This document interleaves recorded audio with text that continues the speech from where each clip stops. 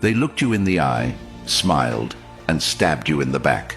Not once, but repeatedly. You trusted them, and they turned your world upside down. It's time to confront the truth about betrayal. You gave everything, your time, your loyalty, your heart, and in return, they gave you lies, silence, or worse, indifference. Betrayal doesn't always come with a loud crash. Sometimes it comes in the form of a soft smile and a slow, calculated withdrawal. You know what it feels like to walk into a room and suddenly feel smaller, not because you changed, but because someone you trusted shifted the ground beneath you. This isn't just about being hurt. This is about being broken by those you never imagined would cause you pain. And it's about what you do after the shattering. Today, we don't sugarcoat. Today, we confront. You're not alone in this. Many carry the weight of unspoken betrayal, but most never do what you're about to do. Face it, dissect it, and rise above it. Betrayal isn't just an act, it's a revelation. It exposes the true nature of those around us and challenges our understanding of trust. In this video, we'll delve deep into the 3 most unforgivable betrayals in relationships, guided by the timeless wisdom of Stoic philosophy. Comment below, I choose truth over betrayal. Every man at some point has sat alone, staring into the past, wondering how the people he gave the most to were the first to leave, or worse, the ones who twisted the knife. You've been loyal, you've shown up, you've sacrificed. And yet, the coldest wounds often come from the warmest hands. That pain you feel, it's not weakness.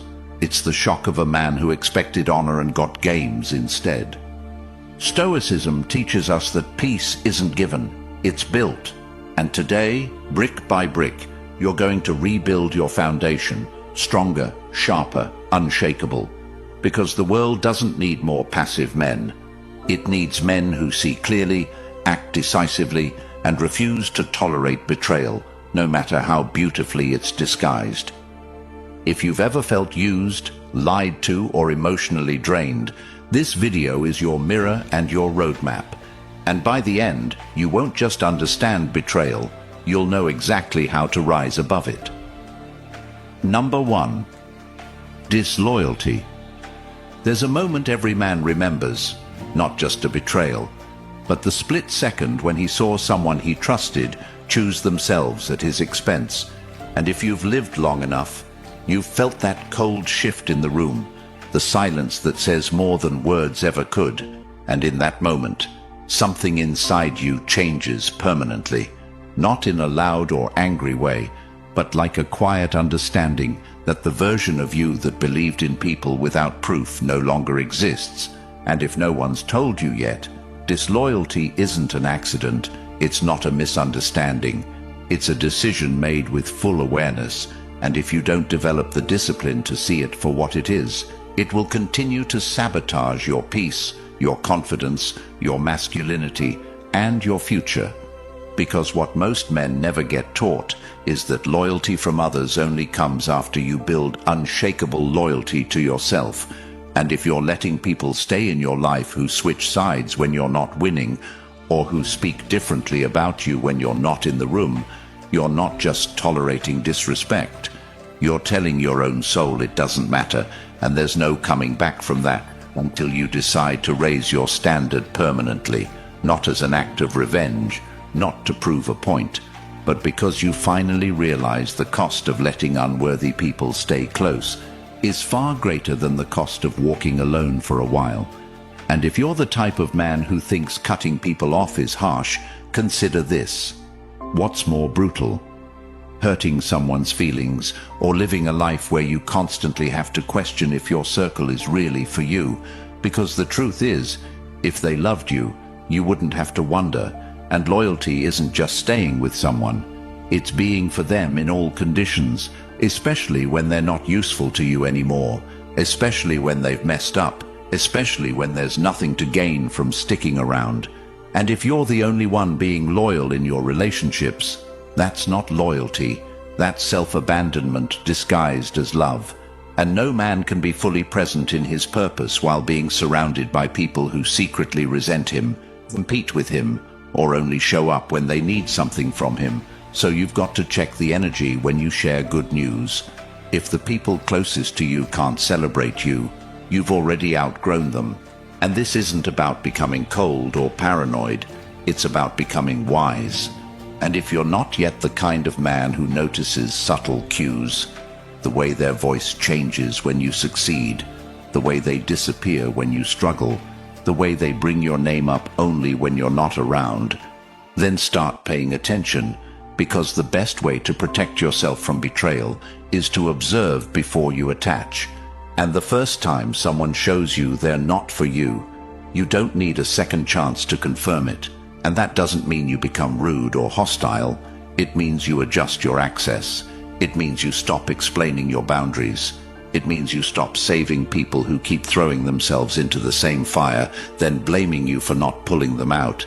And if that sounds cold to you, that's only because you've been trained to feel guilty for finally choosing yourself. But the truth is, loyalty without boundaries isn't loyalty, it's enslavement.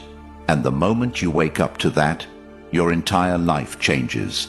Because suddenly you stop needing validation, you stop begging to be understood, and you start attracting people who already get it, who don't need to be convinced of your worth, who don't need reminders to show up, who don't flinch when you're at your lowest.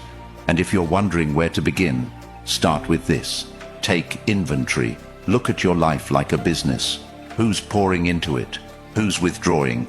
Who's loyal to your face but not your absence? Who benefits from your wins but never supports the process? Who smiles at your strength but mocks your struggle? And once you've identified them, you don't need to make a scene, just make a shift. And yes, it's going to be uncomfortable at first. Yes, it's going to feel lonely, but that loneliness is temporary, and the peace that follows is permanent. And if you want to become unshakable, you must train yourself to stop reacting to betrayal emotionally and start responding to it strategically, because loyalty is tested most in silence. And if you want loyal people, be a loyal man first, to your principles, to your time, to your standards, and most importantly, to your inner peace. And if you've been betrayed before, remember this. It wasn't your fault for trusting, but it is your responsibility not to repeat the same mistake twice. And if you want to stay calm and controlled during the next confrontation, and there will be another, you need to stop expecting people to match your heart and start preparing for the day they won't. And the way you do that is simple, but not easy. You stop reacting to words. You start watching behavior. You sit back and let people reveal themselves. You stay silent when disrespected and make moves instead. You look them in the eyes, not with hate, but with the calm confidence of a man who doesn't need closure because he already has clarity. And that clarity comes from a life of discipline, a life where your word means something, where your loyalty is earned, not given, where your circle is built, not inherited. And if you ever feel tempted to confront someone who betrayed you just to get your point across, ask yourself this. What do I gain by explaining myself to someone who already decided I wasn't worth loyalty? Because the truth is, explanation is for those who intend to stay. Clarity is for those who intend to go. And if someone's already shown you where they stand, believe them and keep it moving, not because you're weak, but because you've finally realized peace is louder than drama.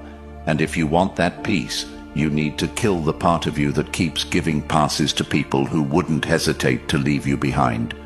And if you want to develop emotional strength, start by staying silent when provoked, by showing restraint when insulted, by making moves when doubted, and by keeping your power when they expect you to lose it. Because disloyal people don't just betray your trust, they feed off your reaction. And the most painful realization you'll ever have is that not everyone who hurt you regrets it. Some are watching to see if you'll still come back, and you can't give them that satisfaction. Not if you want to build a life where your energy is sacred, where your focus is protected, and where your loyalty is reserved only for those who've proven they deserve it. And if you're asking where to start, start by writing down what loyalty means to you, then live by it, and most importantly, require it in return. Number 2, deception. There's a kind of betrayal that doesn't stab you in the back all at once, but cuts you slowly with a smile. It's not the blow that hits hardest, it's the one you didn't see coming, the one delivered while they looked you in the eyes, and deception is exactly that. Not a one-time lie, not just cheating or a broken promise, but a pattern of manipulation carefully wrapped in good intentions. And if you're a man who's ever been lied to by someone you trusted, be it a partner, a friend, a family member, you know the pain doesn't come from the lie itself, but from the realization that someone saw your trust as a tool, a weapon even, to get what they wanted, and didn't think twice about using it against you. And it's the moment you realize she didn't just hide something from you. She studied your blind spots, used your love to shield her secrets, fed you half-truths and emotional detours to keep you distracted while she did the very thing you feared. Whether that was texting someone behind your back, telling others things about you she'd never say to your face, or building a secret world where you didn't exist. And while society might try to tell you to forgive, to move on, to understand her perspective, what they won't tell you is that deception rewires your entire sense of reality. And if you don't confront that damage and rebuild it deliberately, you'll start to question your own perception of truth. And that's how you lose yourself, when you start second-guessing what you saw, what you heard, what you felt, because someone was skilled enough to lie without flinching. And the biggest mistake a man makes after being deceived is assuming closure means getting the truth. But sometimes the truth is already in what you felt in your gut the first time, and you just needed the courage to listen to it. And the only way to break free from the psychological grip of a liar is to stop giving them the benefit of the doubt once their actions have already proven the truth.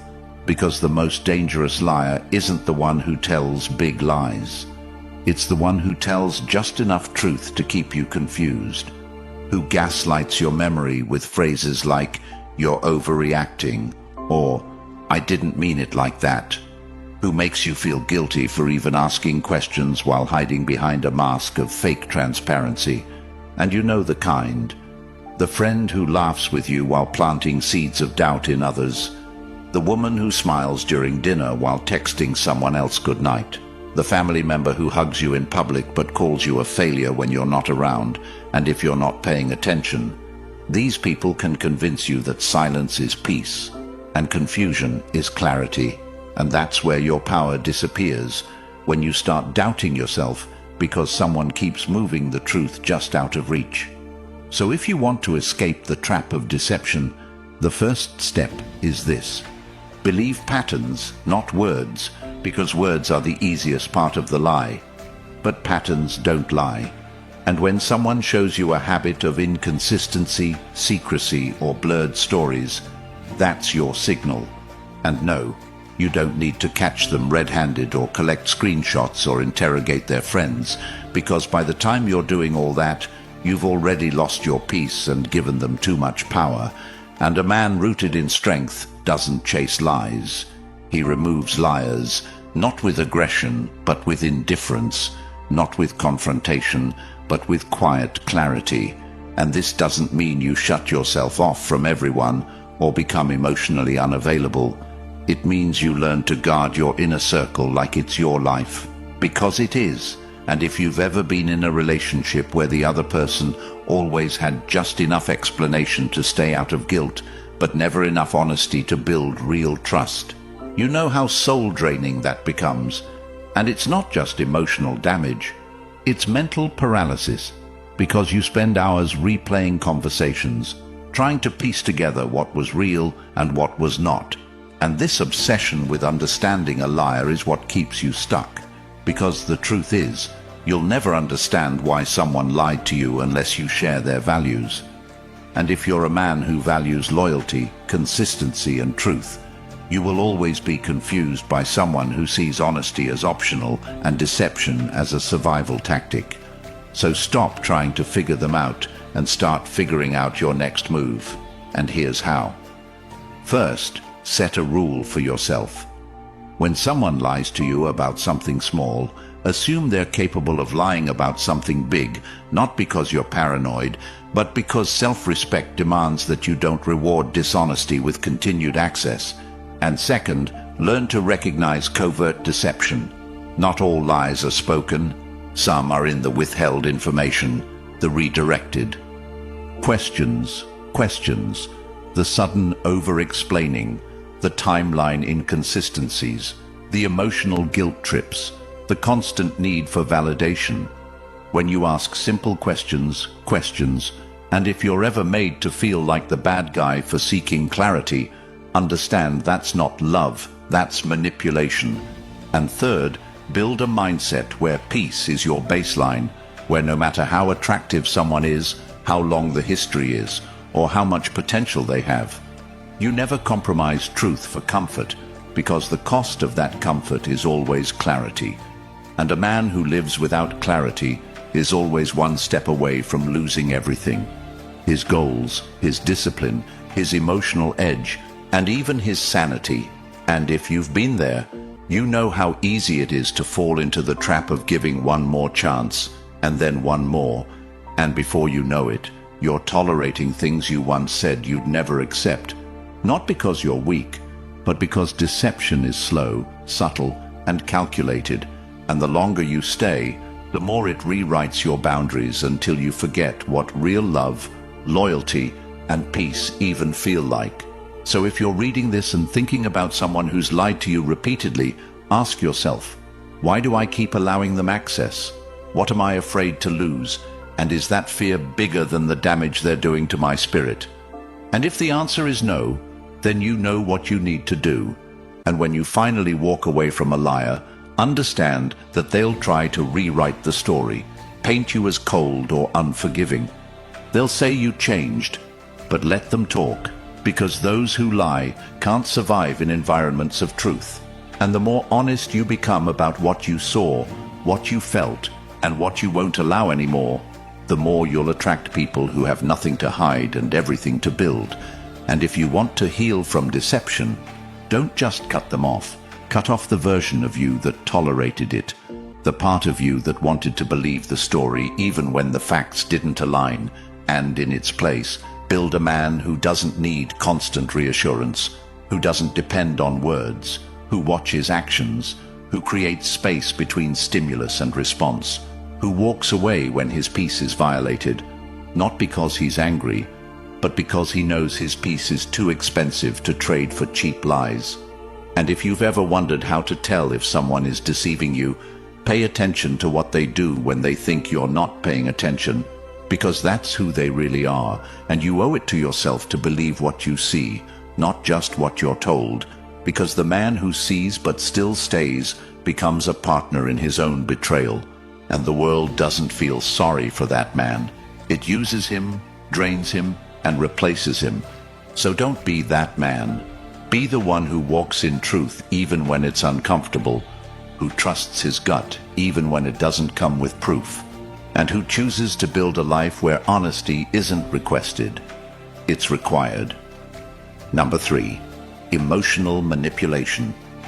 There's a betrayal that doesn't show up as a lie or a physical action. It shows up in tone, in silence, in strategic tears and carefully timed guilt trips, and it doesn't hurt you in one big moment. It drains you over weeks, months, sometimes years, until you wake up one day and realize you've been loving someone who's been training you to doubt yourself while smiling at you from across the room. Because emotional manipulation isn't always loud. It doesn't always come with shouting or obvious abuse. It often shows up in the soft, persuasive language of someone who claims they're doing it all for your own good, while slowly making you question your intentions, your reactions, and your instincts. And if you're a man who's ever been in a relationship where the other person flipped the script every time you tried to address a problem, where every issue you brought up suddenly became about your tone, your timing, your attitude, then you've felt the crushing weight of manipulation disguised as communication, And it's one of the most disorienting experiences a man can go through. Because when you're physically strong but emotionally confused, you start to feel like your strength has no outlet, like you're fighting a battle that can't be won because the rules change every time you speak. And one of the cruelest parts of emotional manipulation is that it's done with surgical precision. The manipulator learns your insecurities, studies your responses, and begins to push buttons they know will trigger confusion and shame, not to destroy you, but to control you, to create a reality where they are always the victim and you are always on trial, where you're constantly apologizing just to keep the peace, walking on eggshells in your own life just to avoid the next emotional trap. And if you've been there, you know what it's like to say sorry for things you didn't do, to justify boundaries that shouldn't need explaining, to stay silent just to avoid another hour-long conversation where nothing gets resolved and everything gets twisted. And this isn't love. It's warfare disguised as affection, a form of control so covert that you start to feel guilty for even thinking something might be wrong. And the worst part is how normalized it becomes, how slowly you begin to shrink, to accept their definitions of your motives, their versions of events, their reinterpretations of your past behavior. And if you don't stop it early, you'll eventually lose the ability to trust your own emotions, your own memories, your own moral compass. And if you're wondering what this looks like in real life, picture this. You're dating someone who constantly compares you to their ex, who makes you feel like you're never doing enough, who shuts down when you try to have real conversations and then says, "You're too intense," or "You're too sensitive." Someone who claims they're always the one trying, while somehow you're always the one apologizing, and they may never scream at you, they may never hit you, but the psychological damage runs just as deep, if not deeper, because it convinces you that your feelings are the problem, not the dynamic. And the way out of this hell starts with one brutal realization. If someone constantly makes you feel like you're the villain in your own life, you're not in love, you're in a psychological cage. And you have to decide that you will no longer allow anyone to weaponize your kindness against you. And the first step to breaking free is reclaiming your right to interpret your own reality, to believe what you saw, to feel what you feel without shame, to know that discomfort is not always your fault. And sometimes it's just the emotional smoke from someone else's manipulative fire. And if you're dealing with someone who can cry on command, who brings up their trauma the moment they're confronted, who accuses you of being ungrateful for all they've done whenever you express a boundary, then you are not in a relationship. You are in a performance, and you're the supporting actor in someone else's story where they always need to be the hero or the victim, never the villain. And what makes this betrayal even harder is that manipulative people often aren't evil in the cartoon sense. They're damaged, wounded, clever, and yes, sometimes even charming. But their charm is their mask, and the moment you stop playing your role, they panic, they lash out, they accuse, they plead, they promise to change, and that's when you must stay centered. Because the moment you start to pull away is when the manipulation intensifies, not out of love, but out of fear.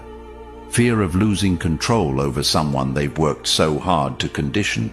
And it's in this moment that most men fail, not because they're weak, but because they've been taught that strength means staying, fighting for love, sacrificing their peace for connection. But the truth is, strength is knowing when to walk away from a situation that is slowly killing your spirit. Strength is setting boundaries that don't require explanation. Strength is choosing peace over chaos, clarity over confusion, solitude over manipulation.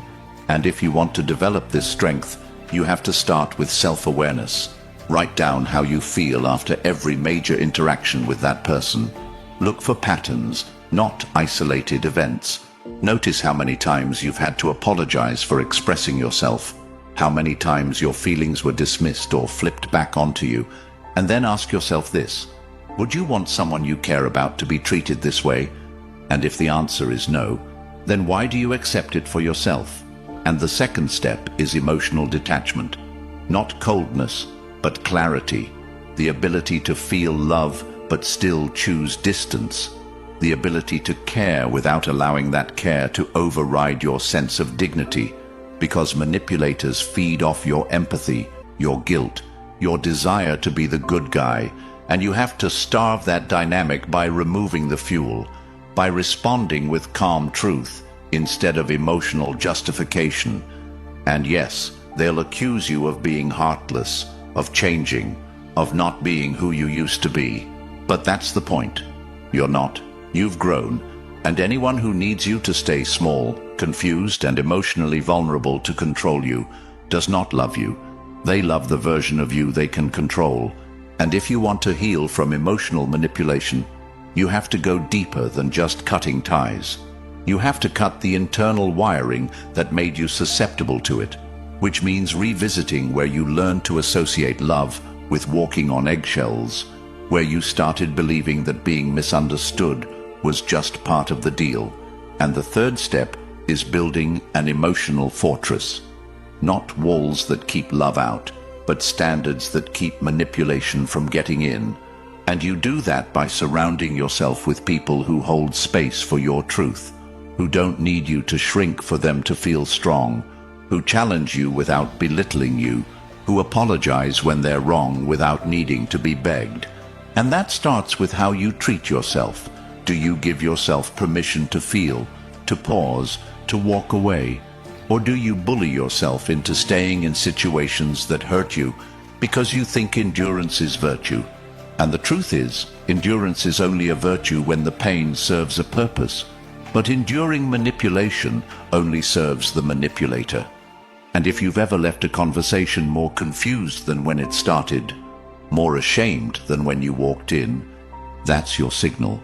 Not to try harder, not to explain more clearly, but to exit gracefully and protect the version of you that still believes in truth.